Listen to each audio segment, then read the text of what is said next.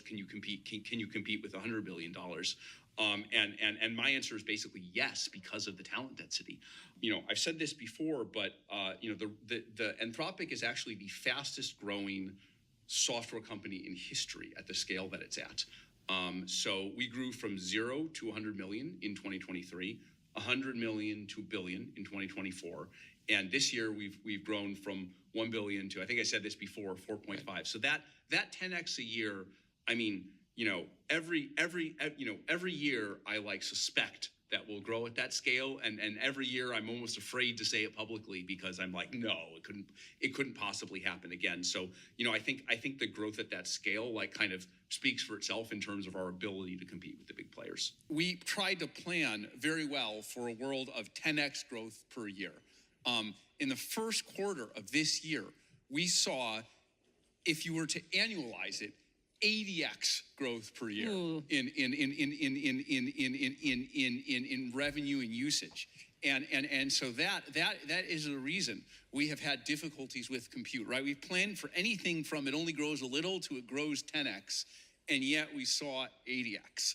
And so as you saw today with the SpaceX compute deal, we're working as quickly as possible to provide more compute than we have in the past. Exactly what happened. I'm always reminded of there's this famous scene in the movie Interstellar where they go to this planet that's very close to a black hole, and so the planet has these waves that are 2,000 feet high, and I was a physicist. I know the math of general relativity, how much things can be sheared, but actually seeing it on human scale, there's something deeply, this kind of deeply strange and unsettling about seeing it actually happen. Yeah, so constitutional AI was kind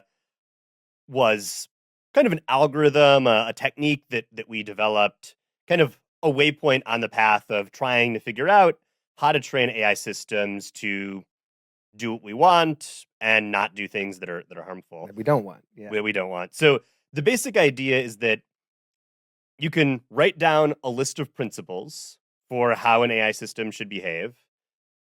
We called that a constitution. And then you have your AI,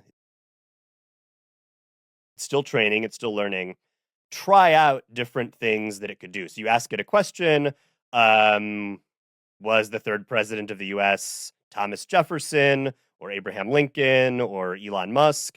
And it should prefer the answer that's correct and it's more helpful. So you allow it to try many different possible behaviors, give you a lot of different answers. And then you ask it, or you ask other AI, which of these answers is most in accordance with the Constitution. The reason why we use the word holography for this idea is that objects like our hand dropping a apple falling towards the earth in a gravitational universe are fundamentally being described by some lower dimensional theory that lives on an area, just like holograms look like three-dimensional images, but fundamentally they're two-dimensional structures etched into glass. So the idea is that our approach to quantum gravity shouldn't take this reductionist route of taking things apart in space, because really space is an illusion, and instead there's this holographic description. So if you've absorbed that, you should see that I'm telling you that quantum gravity is really very, very, very different from the other.